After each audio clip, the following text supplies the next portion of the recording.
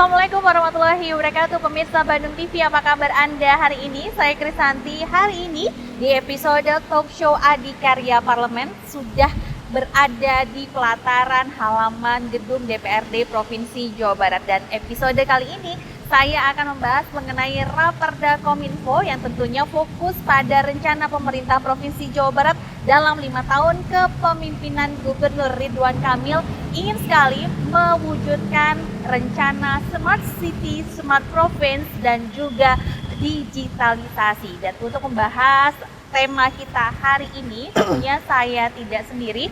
Di samping saya sudah sangat familiar untuk Anda pemirsa Bandung TV. Beliau adalah Bapak Yunandar Eka Perwira selaku anggota Komisi 2 DPRD Provinsi Jawa Barat. Assalamualaikum Bapak. Waalaikumsalam warahmatullahi wabarakatuh. Sudah kembali new normal ya?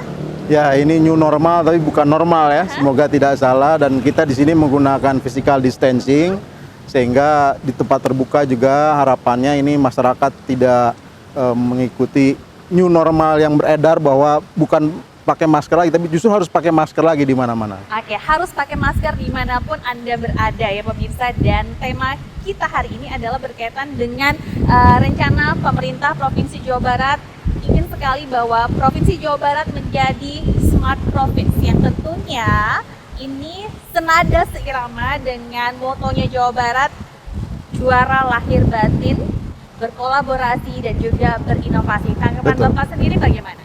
Ya, saya kira terima kasih sebelumnya. Pada kesempatan ini saya mengucapkan salam bahagia untuk warga Jawa Barat, khususnya di Kota Bandung dan Cimahi. Dan ini satu hal yang penting karena pada kesempatan ini periode sekarang sudah dibahas beberapa perda. Salah satunya perda tentang sistem informasi, perda tentang komunikasi, persandian dan statistik. Ini sesungguhnya perda lama yang akan diperbaharui, tetapi karena perombakannya itu lebih dari setengahnya, maka dibuat perda yang baru begitu. Nah, salah satu tujuan tadi sudah disebutkan bahwa visi Jawa Barat ke depan dengan Gubernur Pak RK sekarang ini memang kita mewujudkan satu Jawa Barat yang maju dengan syarat adanya inovasi dan kolaborasi. Nah, inovasi ini tidak akan terlepas dari berbagai aspek penting. Salah satunya adalah mewujudkan bagaimana pelayanan kepada masyarakat itu efisien, cepat, murah, dan lain-lain yang intinya akan mempermudah masyarakat. Nah, ide tentang Jabar sebagai sebuah smart province itu sebenarnya sudah cukup lama ya. Tidak hanya pada periode sekarang, tapi sebelumnya juga gubernur sebelumnya sudah ada. Dan kita perlu pahami bersama, sesungguhnya apa itu smart province. Kalau kita melihat kepada negara-negara maju, itu bukan sekedar sebuah proses mendigitalkan, tetapi bagaimana sesungguhnya prinsipnya adalah memberikan pelayanan yang jauh lebih cepat dan efisien kepada masyarakat. Sehingga birokrasi itu boleh dibilang tidak menjadi lagi hambatan, tapi justru bagaimana birokrasi itu memberikan kemudahan, kenyamanan bagi masyarakat ketika masyarakat memerlukan pelayanan. Dan itu termasuk semua aspek, semua sektor. Bicara tentang perdanya sendiri, ini perda yang berkaitan dengan Dinas Kominfo di Jawa Barat. Tetapi sesungguhnya kalau kita bicara isinya, itu tidak bisa dilepaskan dari semua dinas yang ada. Iya, betul. Apalagi ini semangat dari Jabar Digital Province atau Jabar Smart Province. Nah, persyaratan dari Jabar Smart Province salah satunya adalah bagaimana masyarakat bisa mengakses birokrasi melalui sistem yang online, sistem yang digital, sistem yang tidak bertemu dengan manusia lagi. Sehingga akhirnya apa yang diperoleh? Yang diperoleh adalah kenyamanan dan kecepatan serta biaya yang murah, bahkan bisa dilakukan kapanpun begitu. Itu yang kemudian seharusnya menjadi semangat dari perda tersebut. Semangat perda tersebut tentunya ingin memudahkan semua kegiatan dan kepentingan masyarakat Jawa Barat ya Pak ya. Salah satu tadi statement yang memang diambil adalah yang murah. Untuk pelaksanaannya memang prosesnya akan memudahkan masyarakat dengan cost yang murah. Tapi persiapannya tentunya cost-nya tidak semurah yang kita bayangkan. Nah, kalau kita lihat langkah-langkah yang memang sudah ditempuh selama kepemimpinan Pak RK saat ini untuk mewujudkan digital province seperti apa, Pak? Ya, jadi kalau kita melihat kepada perencanaan dilakukan oleh pemerintahan gubernur sekarang, Pak Ridwan Kamil, itu bisa kita lihat di dalam RPJMD beliau yang disebut dengan birokrasi digital. Nah, ini dalam birokrasi digital itu disebutkan beberapa aspek yang ingin dibangun dan difasilitasi bagi masyarakat. Di antaranya yang sudah dibangun saat ini ada comment center misalnya. Nah, comment center ini adalah satu pusat informasi yang memberikan fasilitas dua arah baik bagi pemerintahan maupun bagi masyarakat. Seharusnya demikian. Sebagai contoh misalnya ketika kita masuk ke dalam comment center, maka Pak Gubernur beserta jajarannya itu bisa memperoleh informasi apa saja perkembangan pembangunan yang ada di Jawa Barat dari semua dinas, bahkan dari kabupaten kota. Nah, kemudian juga seharusnya fasilitas ini memberikan akses bagi masyarakat untuk mendapat informasi terkait hal-hal yang diperlukan di masyarakat sendiri. Misalnya apa? Misalnya terkait lalu lintas. Jadi itu akan terhubung langsung dengan sistem CCTV misalnya. Kemudian juga tentang bagaimana harga di pasar misalnya, itu terhubung langsung dengan data-data yang ada di Disperindak misalnya. Nah, itu dua sisi yang seharusnya dilayani oleh comment center yang sudah dibangun ini. Nah, yang kedua ada juga bagaimana dibangun aplikasi-aplikasi di semua sektor saya lihat, tapi memang belum semuanya ada. Misalnya yang sudah terkenal di masyarakat ada namanya Sapa Warga, kemudian juga ada Pikobar begitu ya. Itu yang memberikan akses bagi masyarakat untuk mengetahui informasi apa yang ada disediakan oleh pemerintah Provinsi Jawa Barat dan manfaatnya buat masyarakat. Nah, ada lagi beberapa hal yang sampai sejauh ini memang masih berupa rencana ke depannya. Sebenarnya ada empat hal utama ketika kita mencanangkan diri menjadi smart province atau digital province. Yang pertama itu adalah harus adanya pembangunan infrastruktur sistem informasi. Itu yang paling penting. Mulai dari kabel fiber optiknya, kemudian towernya, kemudian SDM-nya nanti yang keempat ya. Jadi ini pertama infrastrukturnya dulu, dan itu harus dibangun tidak hanya di kota, tapi bagaimana sampai ke desa begitu. Termasuk wifi yang kemudian dinikmati langsung oleh masyarakat. Yang kedua sistem informasinya. Nah, sistem informasi ini sesuatu yang sangat berkembang sangat cepat. Jadi selama ini kita mungkin populer taunya hanya masalah database begitu ya, kemudian website, bahkan paling jauh mungkin sosial media. Nah, sesungguhnya tidak. Sistem informasi itu berkaitan dengan apa yang ada di belakang dari digital province ini.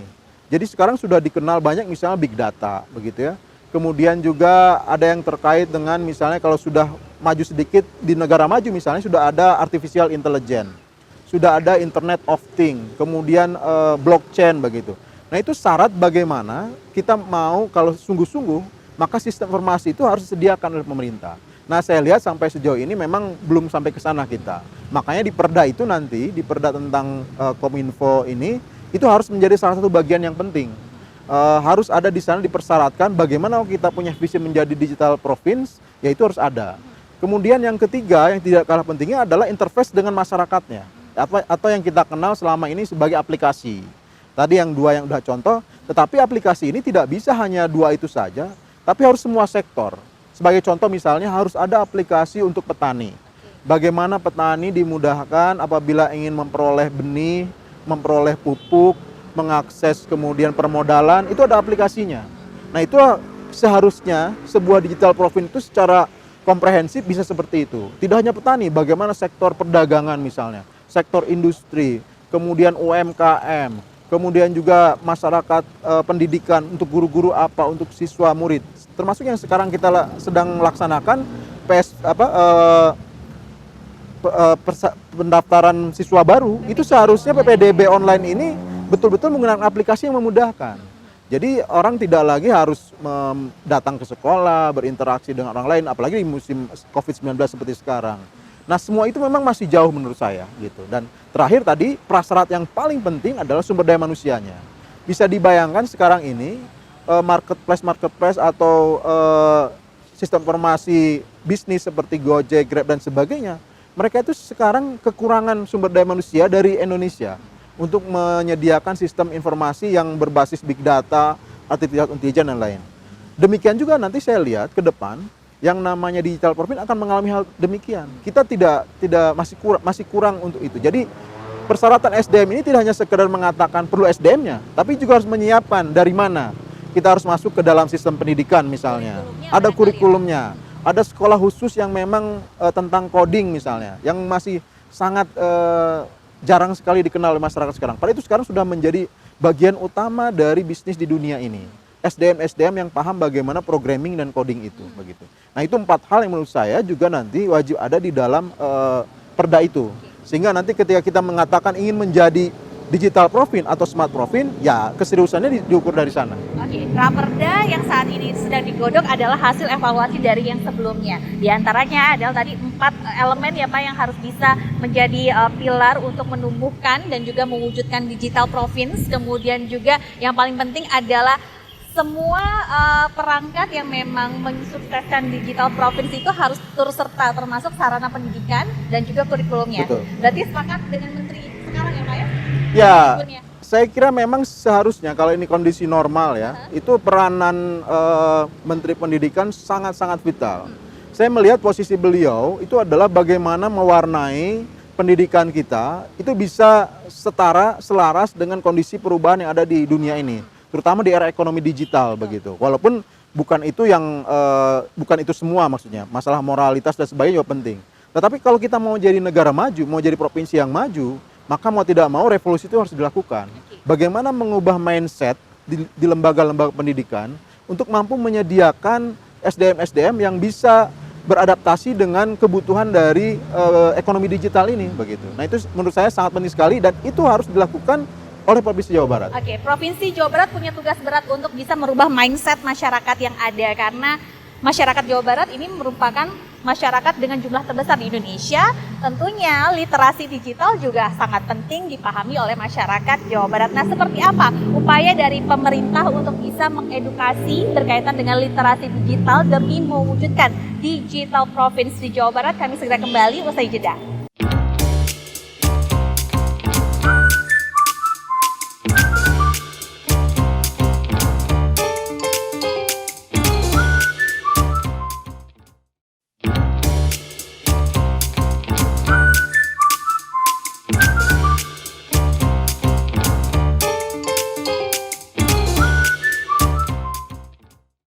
Mewujudkan digital province di Jawa Barat tentunya merupakan semangat dari tagline yang selalu digaungkan oleh Pemprov Jawa Barat adalah Jawa Barat juara lahir batin melalui kolaborasi dan juga inovasi. Tapi tantangan yang harus dijawab oleh Provinsi Jawa Barat adalah bagaimana cara provinsi ini untuk bisa mengedukasi masyarakatnya, mengubah mindset masyarakatnya, terus memahami pentingnya literasi digital. Dan ini barangkali merupakan tantangan Pemprov Jawa Barat untuk bisa ditaklukkan. Bapak, kalau kita berkaca dan juga membandingkan masyarakat Jawa Barat karakteristiknya tentu berbeda dengan masyarakat yang ada di Provinsi DKI Jakarta contohnya. Mereka rata-rata sudah melek teknologi. Nah, sedangkan di kita data yang diperoleh adalah dari 27 kabupaten kota yang ada di Provinsi Jawa Barat, 12%-nya blank spot. Nah, bagaimana menanggulangi hal tersebut? Ya, memang ini tidak terlepas dari political will ya. Karena mau tidak mau yang namanya pembangunan sistem informasi itu terkait dengan anggaran. Walaupun sumber anggaran itu banyak, tetapi kita harus nilai itu juga dari berapa sih sebenarnya dialokasikan oleh APBD Jawa Barat. Saya kira sampai sejauh ini anggarannya belum terlalu besar, walaupun angkanya itu karena ada di berbagai dinas kita belum bisa lihat totalnya berapa. Nah, yang pertama adalah bicara bagaimana sosialisasinya kepada masyarakat. Mau tidak mau yang paling efektif adalah melalui sistem pendidikan. Karena mulai dari kecil memang harus dibiasakan bagaimana menggunakan memanfaatkan fasilitas sistem informasi ini. Nah, saya melihat bahwa itu yang harus menjadi prioritas karena sekarang ada prioritas kita misalnya anggaran 20% untuk pendidikan. Nah, dari situ sebenarnya ada peluang bagaimana memanfaatkan anggaran yang 20% ini juga untuk bagaimana membangun sistem informasi pendidikan ini. Jadi kita bangun bertahap, misalnya tadi yang 12% blank spot ini, maka itu harus ada prioritas pertama begitu. Bagaimana caranya pada tahun depan atau tahun ini dianggarkan ke semua sekolah, ke semua daerah, ke semua desa, itu sudah tidak lagi blank spot. Nah, salah satu hal tadi bicara 4 faktor tadi, maka yang pertama yaitu infrastruktur sistem informasi, itu menjadi sesuatu hal yang menjadi kewajiban pertama dilakukan. Kita tahu sekarang pembangunan backbone sistem informasi berupa kabel fiber optik itu selalu dilakukan oleh pemerintah pusat, terutama mungkin oleh Telkom, begitu, oleh perusahaan-perusahaan besar. Menurut saya tidak ada salahnya pemerintah Jawa Barat juga mulai turun ke sana, terutama tadi untuk menyelesaikan yang 12% tadi. Iya. Tidak ada hambatan atau tidak ada pelarangan undang-undang bahwa pemerintah provinsi bisa menyelesaikan hal itu. Itu bisa diselesaikan oleh BUMD yang ada di Jawa Barat saya kira. Tinggal bagaimana tadi political will-nya seperti itu. Itu yang pertama. Yang kedua juga, bagaimana di sekolah-sekolah ini secara keseluruhan yang seperti kita rasakan sekarang sudah dicanangkan misalnya PPDB online. Tapi kenyataannya masih ada yang ke sekolah. Nah itu sesungguhnya adalah ketidaksiapan infrastruktur tadi. Jadi sistem informasi yang kemudian dibangun di kota-kota ternyata tidak bisa diikuti perkembangannya dengan ada yang di desa-desa. Sekolah-sekolah yang ada di pelosok-pelosok, terutama SMA SMK yang ada dan berada di bawah kewenangan Provinsi Jawa Barat, tidak semuanya mampu mengadopsi sistem informasi karena infrastrukturnya belum ada. Nah kemudian bagaimana caranya itu bisa dilakukan agar bisa berjalan serentak, maka harus ada komunikasi yang bagus antara pemerintah Jawa Barat dan pemerintah kabupaten kota, begitu. Bagaimana caranya kabupaten kota juga ikut mendukung ini. Jadi kita sama-sama pada 5 tahun ini misalnya membangun sistem informasi dan infrastruktur informasi, termasuk juga dengan pemerintah desa. Dengan adanya anggaran desa yang kontinu setiap tahun lebih dari 1 miliar, dan saya lihat itu salah satunya di pembentukan infrastruktur, tidak ada salahnya pemerintah desa juga membangun infrastruktur sistem informasi begitu. Selama ini kan yang diketahui desa mungkin infrastruktur itu kalau nggak jalan irigasi, ya kan. Nah menurut saya sudah saatnya desa juga melihat bahwa infrastruktur sistem informasi itu adalah bagian hal yang penting. Nah, siapa yang bisa membuat dan melakukan itu, kemudian menggunakannya? Saya kira ini generasi muda paling depan begitu ya. Apalagi generasi milenial, saya hidupnya tidak akan bisa lepas dari sistem informasi, terutama sosial media, aplikasi dan sebagainya. Itu yang akan menjadi nanti garda promosi terdepannya begitu. Jadi mau sampai desa pun mereka pasti saya yakin mampu begitu. Jadi demand-nya itu dimunculkan dari mereka. Jadi ketika kita membangun sosialisasi dari sistem pendidikan, mereka itu yang harus menyampaikan kepada pemerintah lokal, kepada pemerintah desa bahwa kita butuh ini sekarang begitu. Nah, itu strategi itu menurut saya harus dilakukan dari sistem pendidikan, dari generasi muda, bagaimana pemahaman untuk kebutuhan tentang sistem informasi digital Provinsi ini menjadi kebutuhan nomor 1. Tidak hanya kebutuhan misalnya pembangunan jalan, pembangunan irigasi, tapi juga ini sangat diperlukan dan ini akan meningkatkan perekonomian. Akan jauh lebih cepat lagi nanti perekonomian ketika misalnya di desa-desa bisa menjual produknya melalui internet, melalui aplikasi, melalui platform digital begitu. Saya kira itu untuk langkah yang bisa dilakukan oleh pemerintah Jawa Barat. Selain juga memang harus ada investor menurut saya. Tidak mungkin kita hanya bicara anggaran sendiri. Banyak sesungguhnya yang melihat Jawa Barat itu sebagai potensi yang luar biasa. Dengan angka pertumbuhan di atas 5% sebelum Covid ini, itu saya kira sebenarnya sangat menarik. Dan setiap tahun pun sesungguhnya Jawa Barat itu selalu menjadi provinsi yang nomor 1 investasi dari asingnya. Tapi sayangnya memang saya lihat kebanyakan itu di industri manufaktur begitu. Sementara di sampai ke pelosok ya, ke pelosok infrastruktur ini belum tersentuh sama sekali. Itu butuh semacam insentif dan juga semacam pendekatan dari pemerintah untuk mencoba membangun itu. Apa yang bisa dilakukan? Ya, di pelosok-pelosok ini harus dibangun sebuah potensi ekonomi begitu. Selama ini potensi ekonomi hanya selalu berada di sekitar perkotaan. Sudah saatnya kita membangun sampai ke desa dan itu akan saling mendukung satu sama lain. Ketika infrastruktur dibangun, ekonomi akan berjalan, ekonomi ini berjalan, maka investasi infrastruktur akan masuk ke sana. Oke, semuanya berjalan akibat dari sebab infrastruktur digitalisasi sudah mumpuni di semua wilayah yang ada di Jawa Barat, termasuk 12% blank spot yang ada di Jawa Barat. Setidaknya 12% itu ada 5.000 desa loh Pak. Betul. Cukup banyak atau bahkan sangat banyak yang memang menjadi PR Provinsi Jawa Barat untuk terus bisa menanamkan infrastruktur berkaitan dengan TIK tersebut Pak. Kemudian kalau kita lihat DKI Jakarta, kita sudah bisa lihat bahwa saat ini memang kehidupan secara digitalnya begitu luar biasa. Jawa Barat sedang menuju ke sana, ditambah lagi dengan pandemi semuanya memanfaatkan digitalisasi. Nah, upaya dari pemerintah Provinsi Jawa Barat sendiri untuk mencari referensi daerah lain seperti apa? Kabarnya kemarin baru kunjungan ke Provinsi Jawa Tengah. Ya, saya sendiri sebenarnya tidak termasuk ke panitia khusus penyusunnya, tetapi memang betul kita biasanya ketika menyusun perda itu akan melihat provinsi mana yang sudah punya perda itu atau sudah menjalankannya. Nah sesungguhnya paling ideal memang di Jakarta, tapi kita tidak bisa meniru Jakarta karena di sana semua kota, tidak ada desa. Jawa Tengah sendiri saya kira perdanya sudah ada dan di sana disebutkan sebagai Jawa Tengah Cerdas, Perda Jawa Tengah Cerdas. Ini sama dengan mungkin istilahnya dengan smart province begitu ya. Nah, apa yang kita bisa tarik pelajaran dari sana? Salah satunya adalah amanatnya yang penting sekali ketika kita memang punya perencanaan jangka menengah dan jangka panjang, itu adalah salah satunya harus ada rencana induk begitu. Harus ada satu rencana besar pembangunan sistem informasi digital Provinsi ini. Jadi tidak hanya sekedar membuat perda, tapi ada satu di sana operasionalisasi dari perda itu berbentuk perencanaan. Dan ini tidak bisa hanya melibatkan satu dinas Kominfo saja. Tapi semua dinas, bahkan melibatkan kabupaten kota, melibatkan pemerintah desa, melibatkan stakeholder yang lain, melibatkan masyarakat, harus ada di dalam komponen dari rencana induk pembangunan sistem informasi digital Provinsi itu begitu. Nah, sejauh ini memang belum ada, bahkan di Indonesia pun rencana induk ini belum ada saya lihat, belum dibentuk sehingga memang kita belum bisa melihat seperti apa sesungguhnya rencana induk pembangunan sistem informasi ini. Tapi tidak salahnya menurut saya Jawa Barat paling depan begitu. Kita punya banyak sumber daya manusia yang canggih, sumber daya manusia yang maju, kampus-kampus yang terbaik di Indonesia, yang saya kira akan sanggup membuat rencana induk itu lebih dahulu dibandingkan pemerintah pusat sekalipun. Oke, berarti konsep pentahelixnya juga dapat ya Pak di konsep ini? Seharusnya karena begini, karena fungsi dari digital Provinsi tadi adalah bagaimana mempermudah masyarakat, mengefisiensikan kehidupan masyarakat, meningkatkan kesejahteraan masyarakat pada akhirnya, sehingga tidak mungkin itu kita lepaskan dari kepentingan masyarakat.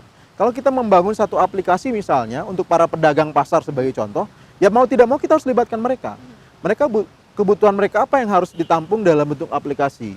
Kemudian juga dari sisi pembelinya misalnya, apa yang diinginkan oleh pembeli ketika dia ingin mengakses aplikasi yang diberikan pelayanan kepada pedagang pasar begitu. Nah, dua sisi ini saja sudah dua stakeholder yang berbeda. Nah, saya kira memang penting sekali melibatkan sebanyak mungkin stakeholder ada, termasuk misalnya media massa. Karena selama ini kan saya lihat media online misalnya memberikan informasi sangat banyak, tetapi masyarakat itu tidak bisa memilah. Misalnya dia sebagai guru, kebutuhan dia informasi dari media massa adalah tentang pendidikan misalnya. Nah, bagaimana itu disediakan secara lebih efisien? Ini terkait apa? Kalau kita belajar ke negara maju, di Jepang itu sudah ada yang namanya Life 5.0. Itu bagaimana caranya informasi dipilah itu tidak hanya, jadi kalau 4.0 itu kita memperoleh banyak informasi. Tapi ketika 5.0 itu informasi itu hanya yang memang bermanfaat buat kita. Sudah diklasifikasikan. Sudah diklasifikasikan begitu. Oke. Semua stakeholder turut mewujudkan digital Provinsi Jawa Barat. Tentunya bukan hanya 1-2 stakeholder saja yang tadi sudah disebutkan Pak Yunandar. Semua stakeholder sebanyak-banyaknya harus bisa bekerja sama. Tapi yang paling besar peranannya adalah Kominfo barangkali ya Pak ya? Ya, saya kira ini memang perlu dievaluasi soal posisi Kominfo karena bentuknya kan dinas ya. Kalau dinas artinya dia itu bagian dari pemerintahan yang punya punya kewenangan di wilayahnya sesuai dengan aturan perundang-undangan. Nah, menurut saya yang lebih tepat karena ini berkaitan dengan kinerja Provinsi Jawa Barat, berkaitan dengan sistem digitalisasi yang tidak hanya berada di Kominfo, maka seharusnya semua dinas itu sudah wajib menggunakan digitalisasi. Sudah wajib melaksanakan rencana induk tadi kalau sudah jadi, dan wajib melaksanakan perda ini. Jadi bukan hanya Kominfo saja.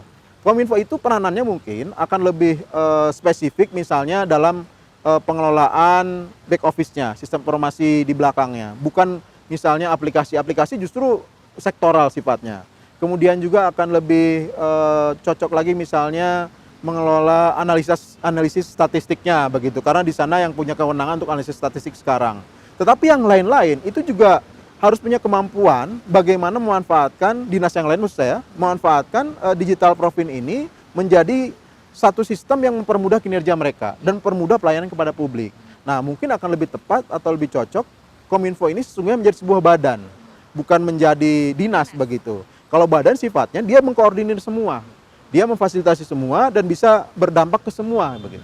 Jadi sebaiknya berbentuk badan ya Pak ya, bukan dinas lagi. Nah, kita coba lihat bagaimana progres dan juga proses Raperda Kominfo berkaitan dengan digitalisasi provinsi yang khususnya memang ingin sekali diwujudkan oleh Provinsi Jawa Barat. Satu pertanyaan saya terakhir untuk Pak Yunandar, tentunya besar harapan kita semua sebagai masyarakat Jawa Barat ingin sekali provinsi ini terus maju dan tetap nomor 1, tentunya dengan memanfaatkan tadi sistem informasi yang ada. Sistem informasi tidak hanya berhenti sehari, pasti setiap detiknya selalu berkembang. mengejar ketertinggalan tersebut seperti apa. Dan saya percaya masyarakat Jawa Barat tidak akan pernah tertinggal.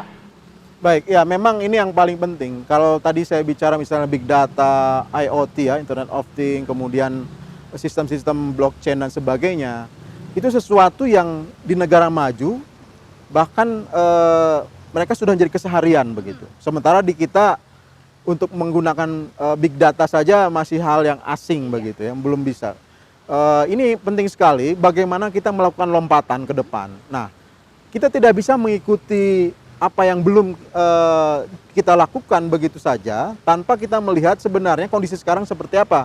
Misalnya begini, sekarang kebutuhan untuk masyarakat bertransaksi di era COVID ini adalah secara online. Nah, sementara kita big data saja belum punya. Marketplace saja mungkin yang punya hanya sekarang dikuasai oleh perusahaan-perusahaan asing begitu. Maka bukan berarti kita harus membuat big data dulu, membuat marketplace dulu, tidak begitu. Tapi langsung masuk ke dalam sistem yang sudah ada, di dalam sistem ekonomi digital ini, tetapi diberikan ke modal kemampuan kepada SDM-SDM yang ada, sehingga mampu berbicara secara signifikan di sana, bisa memperoleh manfaat secara optimal di sana begitu. Nah, bisa jalan dengan itu, maka kita harus kembangkan sistem digital Profin ini, sehingga tidak kemudian selangkah demi selangkah dan pada akhirnya tidak bisa mengejar yang ada di negara maju. Kita harus langsung mengadopsi ke sana. Kita harus langsung mengadopsi Internet of Things, mengadopsi blockchain begitu dalam kehidupan masyarakat ini. Karena saya yakin ketika generasi berganti nanti, mungkin kalau yang generasi seangkatan saya dan ke atas agak sulit beradaptasi dengan perkembangan teknologi. Tapi kalau kita lihat anak-anak kita sekarang, adik-adik kita, itu sangat mudah sekali mereka menggunakan teknologi informasi ini. Belajarnya sangat cepat saya lihat. Jadi ya menurut saya kita harus langsung lompat. Bagaimana itu caranya? Ya harus ada di sekolah-sekolah. Bagaimana sekolah segera mengenalkan kepada anak-anak kita ini, kepada remaja-remaja, kepada anak-anak SD, itu apa sih sebenarnya big data? Manfaatnya apa? Apa itu Internet of Things? Seperti apa pemanfaatannya di kehidupan nyata begitu? Kemudian bagaimana menggunakan blockchain dan bagaimana mereka didorong untuk punya keinginan untuk menjadi bagian dari ekonomi digital. Jadi cita-cita itu sekarang harus didorong bagaimana mereka mau misalnya atau mempunyai kemampuan untuk menjadi programmer, menjadi orang yang ahli coding. Dan jadi tidak berpikir seperti zaman kita lagi, seperti zaman saya lagi begitu ya. Tapi juga kita potong generasinya seperti itu. Nah, ketika itu bisa kita lakukan, saya yakin adaptasi mereka akan jauh lebih cepat. Oke, ini berhubungan dengan sumber daya manusia yang harus dipersiapkan sejak dini, dan ini berkaitan dengan fasilitas pendidikan dan juga kualitas pendidikan yang ada di Indonesia. Tentunya besar harapan kita, mereka-mereka yang sedang ada di bangku sekolah yang menjadi agent of change, yang menjadi generasi penerus, bisa mewujudkan semua hal yang memang tentunya memudahkan segala macam kepentingan dan juga kenyamanan masyarakat banyak, termasuk Provinsi Jawa Barat. Pak Yunandar Eka Perwira, terima kasih sudah mengundang saya ke kantornya. Dan semoga tema kali ini bisa kita angkat dan juga bisa membuka mindset pemirsa di rumah berkaitan dengan literasi digital yang tentunya sangat penting untuk kita kuasai dan juga kita ketahui berkaitan dengan mewujudkan Provinsi Jawa Barat yang akan menjadi digital province. Sekali lagi terima kasih Pak Eka. Berdasarkan diskusi kita hari ini, semoga itu segera terwujud dan selamat bekerja untuk kemajuan Provinsi Jawa Barat. Dan pemirsa, terima kasih Anda sudah bersama kami berdua dalam talk show Adikarya Parlemen episode kali ini, dan kita akan ketemu lagi di episode selanjutnya. Terima kasih. Saya Krisanti pamit. Wassalamualaikum warahmatullahi wabarakatuh. Sampai jumpa.